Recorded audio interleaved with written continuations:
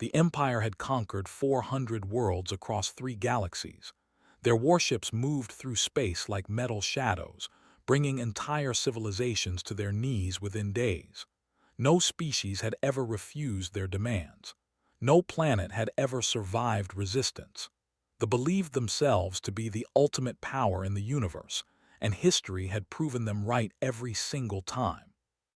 When their long-range sensors detected Earth, they saw a small blue planet filled with primitive creatures who still fought wars among themselves. They laughed at the readings. Humans had nuclear weapons, basic space travel, and communication systems that were centuries behind technology. High Commander looked at Earth's profile and dismissed it as another easy conquest. He sent one ship to deliver the standard message of surrender. The ship arrived above New York City on a Tuesday morning. It blocked out the sun for 3 city blocks.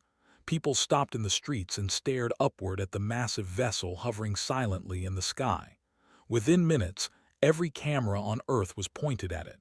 Every news channel broadcast the same image. The world held its breath. A holographic projection appeared in every major city simultaneously. High Commander's face filled the screens, his gray skin and yellow eyes creating panic in millions of viewers. He spoke in a voice that translated automatically into every human language. People of Earth, your planet has been selected for integration into the Empire. You will surrender all governments, all military forces, and all resources to our control. You have 72 hours to comply. Resistance will result in extinction. The transmission ended.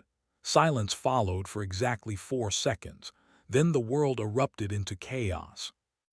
But something unexpected happened in that chaos. Instead of panic and surrender, humanity chose anger. World leaders who had been enemies for decades suddenly found common ground. Military generals from opposing nations shared phone calls and strategies. Scientists who had competed for funding now worked together in the same rooms.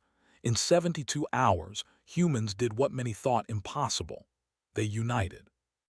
Secretary General Maria Santos stood before the United Nations Assembly and delivered humanity's response. Her voice was calm, but carried the weight of 7 billion souls behind it. To the Empire, we have received your demands. Our answer is no. Earth does not surrender. Earth does not submit. If you want our planet, you will have to take it from our cold, dead hands. And we promise you this, we will make you pay for every inch. High Commander received the message aboard his command ship. He had never heard such words from a conquered species. For a moment, he felt something strange in his chest. Later, he would recognize it as the first hint of fear. But at that moment, he dismissed it as surprise. He ordered the invasion fleet to move toward Earth. 300 warships dropped out of hyperspace around Earth's moon. They formed a perfect sphere around the planet, blocking all escape routes. Expected to see human ships fleeing, politicians begging for mercy, and populations surrendering in terror. Instead, he saw something that confused him deeply. Every satellite around Earth was now pointed at his fleet. Every radio telescope was tracking his ships. And from the planet's surface, thousands of missiles were launching simultaneously, not toward his fleet, but toward space itself. The humans were creating a wall of debris between their planet and his ships. The first wave of fighters entered Earth's atmosphere expecting easy targets. They found hell instead. Humans had spent 72 hours turning their planet into a fortress. Every major city had anti-aircraft weapons pointed at the sky. Fighter jets from every nation flew in coordinated formations. Even civilian aircraft had been modified with whatever weapons could be attached. They had superior technology, but humans had numbers and determination. For every human jet that fell, 3 more took its place.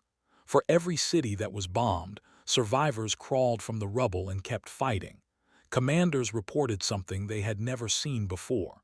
The humans were not afraid of death. They were angry. Ground forces landed in waves across every continent. Soldiers marched through cities expecting terrified civilians. They found booby traps on every corner, snipers in every window, and ordinary people attacking them with whatever they could find. Old women threw boiling water from balconies. Children led soldiers into ambushes. Farmers used tractors as weapons. The entire human population had become an army. High Commander watched the reports with growing disbelief. His conquest of Earth should have taken 3 days. After 3 weeks, his forces controlled nothing. They held positions during the day and lost them at night. They captured buildings only to find them empty and rigged with explosives. They killed thousands of humans, but millions more kept coming. The turning point came when human scientists cracked the communication codes. Suddenly, every alien transmission was being intercepted. Human hackers flooded systems with viruses. Engineers reverse-engineered captured weapons and built their own versions. Within months, human forces were using technology against its creators. Ordered a demonstration of power. He targeted a city of 10 million people for complete destruction from orbit. The bombardment lasted 6 hours. When it ended, the city was gone, reduced to a smoking crater. Expected this would finally break human spirit. The next morning, recruitment centers around the world were overwhelmed. People lined up for miles to join the fight. Instead of surrender, the destruction had created rage unlike anything had ever witnessed. Humans carved the name of the destroyed city into their weapons. They tattooed it on their skin. They screamed it as they charged into battle. The city's death had not broken humanity. It had united them further. 6 months into the invasion, casualties exceeded anything in their empire's history. Ships were being destroyed faster than they could be replaced. Soldiers were refusing deployment to Earth. Rumors spread through the fleet that humans were demons, that Earth was cursed, that the invasion was punishment from some angry god. Human forces launched their first counterattack into space. Using captured ships and homemade rockets, they struck at the fleet surrounding their planet. The attack was suicidal. Everyone knew it. Thousands of human pilots flew towards certain death with smiles on their faces. They took 47 ships with them. High Commander called for reinforcements. The Empire sent another 200 ships. Humans destroyed them within a month using tactics no strategist could predict. They hid weapons inside asteroids. They crashed cargo ships into warships. They sent radio messages offering surrender, then detonated nuclear devices when ships approached. The Empire had never lost a war. Their strategies were based on predictable enemy behavior. Enemies surrendered when outmatched. Enemies fled when overwhelmed. Enemies collapsed when their cities burned. Humans did none of these things. They did the opposite of everything they expected. 1 year after the invasion began, forces started retreating from Earth's surface. They could not hold ground that humans refused to give up. They could not break spirits that grew stronger with every loss. They could not defeat an enemy that saw death as acceptable cost. Received a message from the Emperor himself. The message was simple: end this war, whatever it costs. We cannot afford to lose more ships to one small planet. But retreat was no longer possible. Humans had captured enough technology to build their own warships. They had decoded hyperspace travel. They were not content to simply survive. They wanted revenge. The first human fleet jumped to hyperspace 1 year and 3 months after the invasion began. They appeared in the home system without warning. The Empire had never been attacked at home. Their defenses were designed to keep enemies out of their space, not to protect their own worlds. Human ships struck at military installations and retreated before counterattacks could organize. They hit supply lines and communication centers. They did to the exactly what had been done to Earth. But humans had learned something they never understood. Terror was a weapon that cut both ways. Citizens began demanding peace. For the first time in their history, they knew fear. Reports of human attacks spread panic through the Empire. Stories of human brutality, exaggerated with each telling, made children afraid to sleep. The invincible Empire was bleeding, and everyone could see it. High Commander made his final decision. He would destroy Earth completely. He gathered every remaining ship, every bomb, and every weapon. He would turn the planet into dust and eliminate humanity from the universe forever. His fleet arrived at Earth to find something unexpected. Human ships surrounded the planet now, hundreds of them, crude copies of designs mixed with human innovation. They were outnumbered and outmatched in every measurable way. They attacked anyway. The battle lasted 3 days. Human pilots flew missions until they collapsed from exhaustion, then climbed back into their cockpits after 4 hours of sleep. Ground crews repaired ships under fire. Scientists developed new weapons during the fighting and uploaded them to ships in real time. Every human who could contribute did so. On the third day, High Commander's flagship was boarded. Human soldiers fought through corridors filled with defenders. They lost hundreds of troops taking each section of the ship, but they kept coming. Always they kept coming. Faced the human commander in his own bridge. The human was wounded, exhausted, and covered in blood.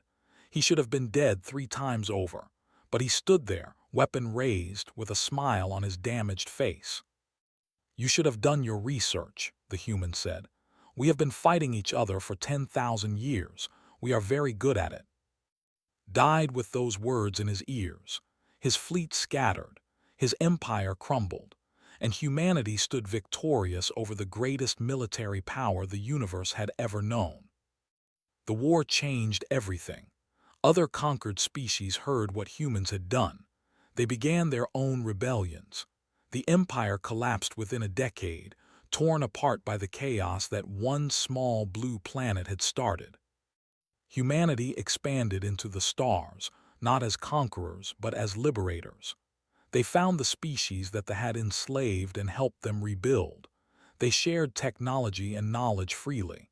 They became exactly what they had never expected, not just survivors, but leaders. On Earth, monuments were built to honor those who had fallen. Every year, on the anniversary of the invasion, humans around the world stopped whatever they were doing for 1 minute of silence. They remembered the cost of their victory. They remembered the rage that had saved them. And in the quiet spaces between stars, other species told stories about the humans. They spoke of a small planet that should have fallen. They spoke of creatures who chose death over submission. They spoke of an empire that expected surrender and found devastation instead. The universe learned a lesson that they had paid for with everything they had. Humanity was not a species to be conquered. Humanity was a species that conquered its conquerors. And anyone who forgot that lesson would learn it the same way they had, too late, and at a cost too terrible to measure. Earth remained free. Earth remained defiant. And Earth remained exactly what it had always been, a world filled with stubborn, angry, beautiful creatures who refused to kneel. They had expected submission. Instead, they had found their end.